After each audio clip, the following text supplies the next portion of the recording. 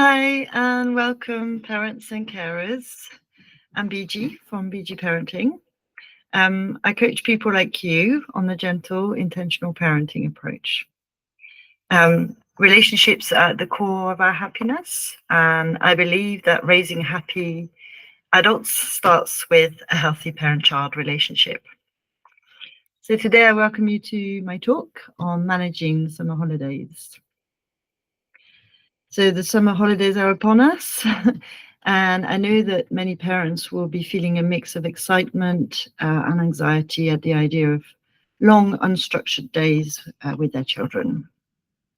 On one hand, you're probably glad that you won't have to do the school run twice a day for a few weeks, or worry about how your kid is doing at school.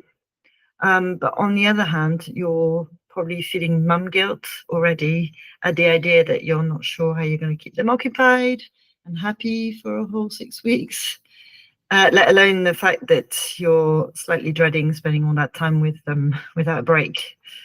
And I feel it too. Parenting through the summer holidays is hard.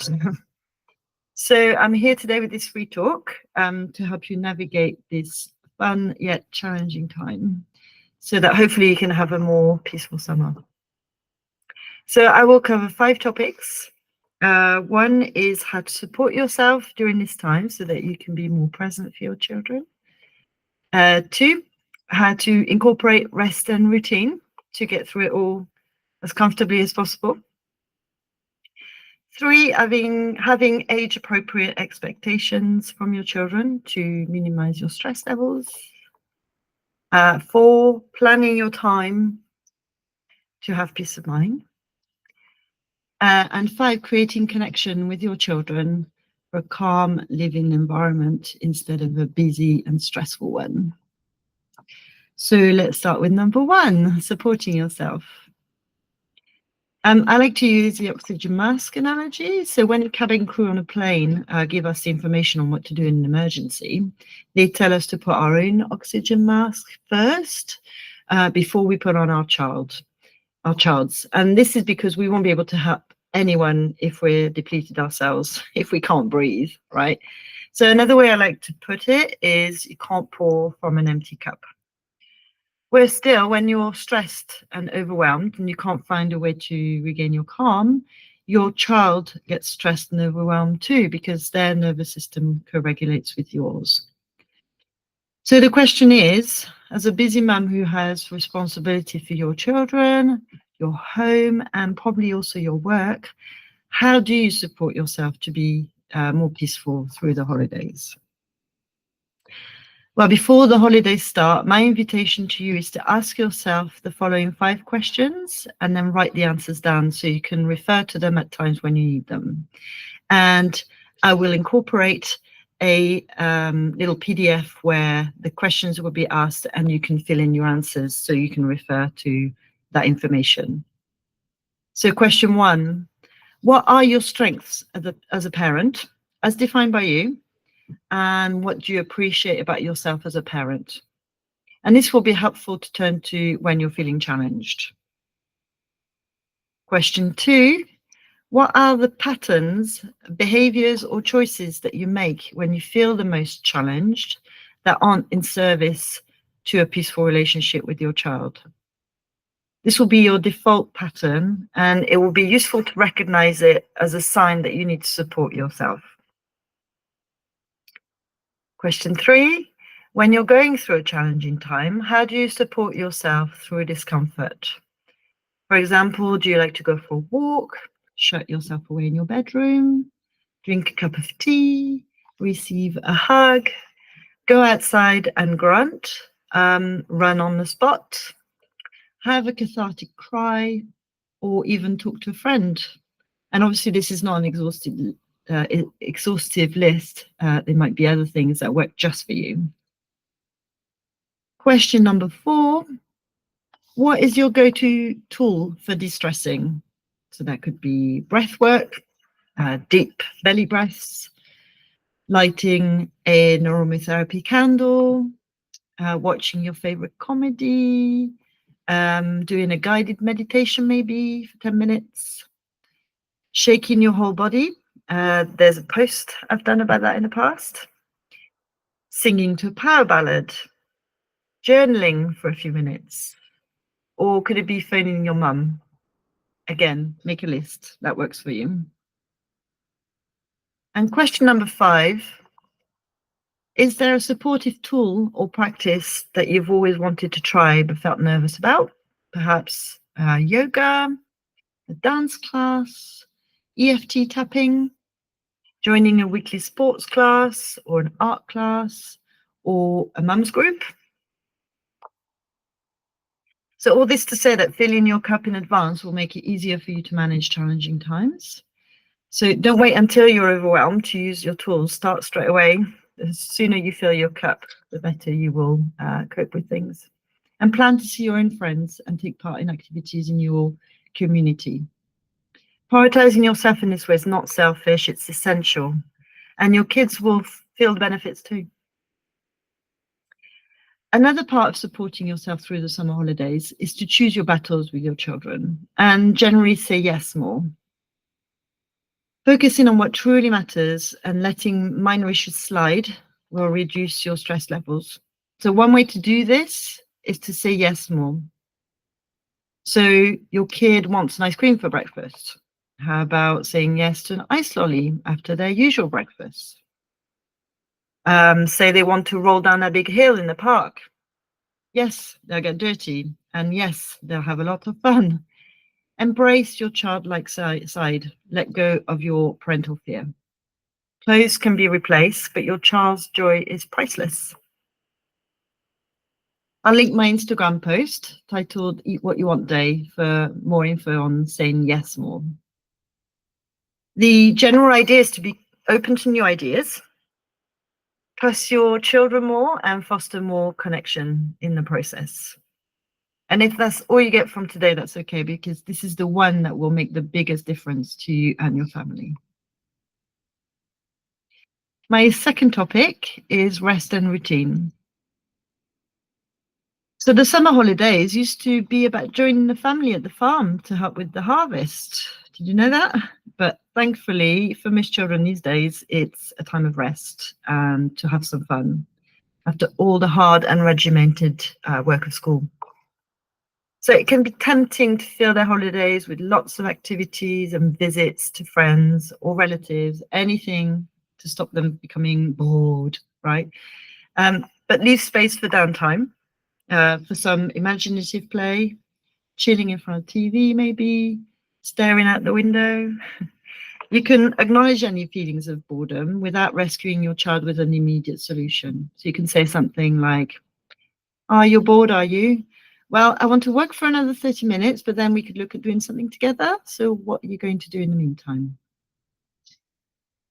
Unstructured fun, the type where your child can forget what time it is, immerse themselves in their play, use their imagination. That's what they need the most. Will your child build a fort maybe, or create some art, or start a role-playing game? Here are some ideas for restful time for you and your children. So we like to spend time lying in the grass and finding images in the clouds together. Another one is reading together, sharing a favorite book under the shade of a nice tree. Enjoying simple picnics in the park or in the garden. Taking leisurely walks, allowing your child to explore the natural world around them. My son was always obsessed with sticks and stones. And stargazing, spending an evening looking at the stars and talking about the constellations. Make sure you take a blanket because it gets a bit damp. These are as much for you as they are for your children. Do you or them have any favorites, maybe? Building them in as summer rituals will also strengthen your connection. At the same time as all that rest and freedom, you and your child may thrive on some routine. And if that's the case, keep some going. A sudden free-for-all may be stressful for all of you, which is not the answer. So that could mean having connection over a child at the same time they normally finish school, or keeping dinner times set as normal, or having the same bedtimes that are usually in place. But don't wear it like a noose around your neck. It's supposed to serve you and your children, not feel like a military operation. And remember to cut yourself some slack if it doesn't work how you thought it would. Managing the holidays is not easy. My third topic is having age-appropriate expectations. I personally remember the summer holidays as a time of freedom and excitement, and I didn't like the idea of being responsible for anything or anyone, because that felt like a lot of pressure to me. I mostly wanted to do my own thing and not have to be a good role model to my younger siblings. Now, of course, all children are different, and some will like some structure and direction, while others will enjoy more freedom. But play is children's language. So children who seem mature because they can look after the baby or make themselves a snack, they're merely playing at being adults. They're just copying. It doesn't mean that they'll be able to be quiet while dad sleeps from his night shift, or that they can be expected to pour the fruit juice without spilling any. So that's very much about managing your expectations, but also your children's. And one way you can do this is by telling them what's going to happen in advance, taking their age and level of understanding into account. So, for example, you could say, we'll be able to listen to a whole audiobook on the way to Aunt Martha's this afternoon. Or tomorrow night, we'll still be at our friend's house at the time that you normally have your bath, but we'll come home before night comes. Or whatever makes sense to your child. Recognize your child's personal needs when it comes to breaks during a car journey, or breaks from a crowd or noise if they can get overwhelmed, or needing an opportunity to, say, zone out, perhaps with a phone game or video on a tablet when you're out and about or visiting people. Do what you need to make it work for all of you and the easiest way possible. And above all, don't plan too much. Which brings me on to topic number 4, and that's planning your time. Making a plan of what you're going to do over the 6-week holidays, even a loose plan, could help reduce your stress levels and allow you to have a more peaceful time. Plan outings and activities that are within yours and your children's capacity, as mentioned before. So that could mean one every afternoon, or it could mean only 2 a week. Having a plan like this can help you have a clearer idea of how much time you're spending with your child over the course of the holidays and how much structured activity or screen time they're having. I believe it's good to take the long view. Instead of worrying about daily outdoor time, for example, consider the overall balance over the week or even the entire holidays. Your child may not feel like going for a walk or playing frisbee every day, and that's okay. Try not to expect as much from your child as you do yourself or expect from yourself. I'm going to talk about screen time. When it comes to balancing screen time, remember that not all screen time is negative. Some screen time is educational, it's interactive, and especially when it's balanced with other activities, it can be really beneficial to your child. If you'd like to find out more about managing screen time, read my blog, and I will link that below. I heard the phrase green time for screen time recently, and while the idea of matching green screen time with outdoor time is appealing, I'd say it's probably unrealistic. For example, it's not possible during the school year. Your kids are in front of the interactive whiteboards in class and don't get as much screen time as they could then. On top of that, working parents have their job and other commitments that limit their abilities to provide equal outdoor time. So cut yourself some slack again, and remember that a balanced approach over the longer time is more practical than an everyday approach. And often our concern is that our child hasn't moved their body much and is being too sedentary. So in that case, you can incorporate movement during their day, and that could be suggesting physical activity within their games. So that could be within the computer game or maybe with some music on. So my son these days has a VR headset, which means that he's on his feet a lot, and there's a lot of arm movements going on and actually provides quite a lot of physical activity. In any case, taking into account your child's interest in all this, in all your planned activities, will make for a more joyful holiday time. Number 5, and final topic on managing the summer holidays, is the big one. It's connection. So more than anything, do less and connect more.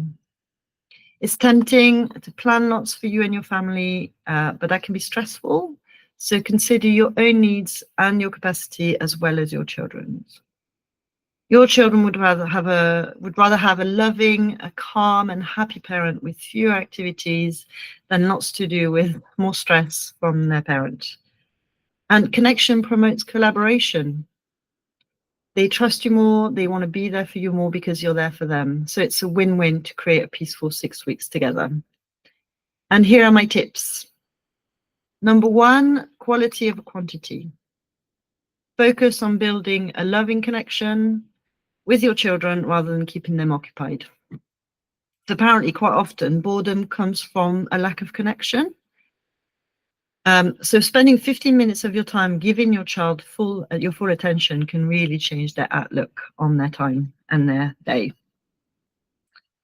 Number 2, communicate with your children what your plan is and involve them in the decisions where you can. So for example, would you rather play Lego now and watch the film after dinner, or shall we watch it now and play Lego tomorrow instead? It's up to you. 3, make time for laughter and silliness and rough play or play fighting, as you might call it, if that's what they like. Maybe pillow fights, roll in the grass, that kind of thing. Not only is it good fun and it's free, but it helps them keep their nervous systems regulated, and that fills their cup. And if both your cups are full, as in not on the edge of overwhelm, you'll both have more capacity to accept and process strong emotions, whether that's excitement, anger, sadness, or when they're overtired or hungry, or you've set a limit that they're struggling with. So keeping your cups full and not waiting until you're on the edge of overwhelm will allow you to manage your emotions better, you and your children. So as part of this, I invite you to listen to your child. That means making time to listen actively and not interrupt or give advice, even if their young age means they're not always making sense. Listen and acknowledge their words with a nod or a uh-huh in the right places, and then confirm what you heard and empathize. So for example, it might be, oh, so your teddy fell off your bed and you thought it hurt his elbow. Oh no, poor teddy. You must have been really worried. And number 4, spending at least 15 minutes a day one-on-one with each child, even if it's just for a snuggle first thing in the morning or a bedtime story at night, can make all the difference too. A small investment for a potentially huge amount of calm. And that 15 minutes is like a golden rule, you know, if that's all you do, as well as look after yourself, then that will really help. So in summary, while the summer holidays are no doubt daunting for most of us, they don't have to become a massive source of stress if we apply those few practical ideas. So to recap, prioritizing caring for yourself is important because without you, it all falls apart anyway. Maintaining a flexible routine that includes lots of restful time. Setting realistic expectations on yourself and your children based on all your capacity and their age. Planning your time thoughtfully to avoid mum guilt and general overwhelm. So planning things for the 6 weeks, even loosely. And most importantly, connecting with your children. And that can be really simple, just being present with them, paying them your full attention, and entering their world. This way, the summer holidays can be joyful, peaceful, and create cherished memories for all of you. As always, you can reach me with any questions via WhatsApp or email me. And you can book a one-to-one parenting support power hour via my website, bgparenting.co.uk. See you soon.